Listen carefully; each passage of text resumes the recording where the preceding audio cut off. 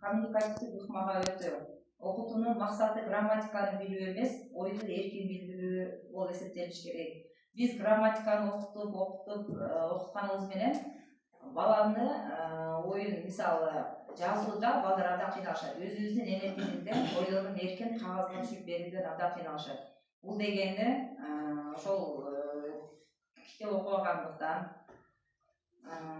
сөздөрдү бири бири менен байланыштырып оюн эркин жеткирүүдө бир топ тоскоолдуктар болот. Мына ошолордо биз сабактарда дебаттарды, ролдук оюндарды жана турмуштук кырдаалдарды сабакта пайдалансак, ушул көйгөйдөн арылууга болот. Заманбап технологияларды интеграциялоо. Бул жерде азыр эми жакында бардыгыбызга бул жардамчы деп атасак болот, жасалма интеллектти колдонуу. Кыргыз тилинде сапаттуу иштетүү базасын түзүү керек. Азыркы баарыбыз эле угуп жүрөбүз, жасалма интеллект менен жасалган ырларды угуп жүрөбүз, бирок ал жерде мунун бир жакшы жана терс жактары дагы бар.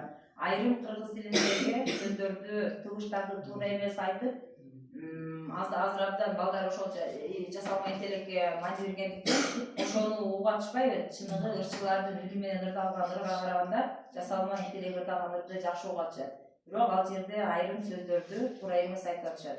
Бул дагы коркунуч болуп эсептелинет. Ушул жерде IT кызматкерлери ошол ии менен жасалып аткан ырларды салууда көзөмөл же бир кандайдыр бир жоопкерчиликти алыш керек деп эсептейбиз.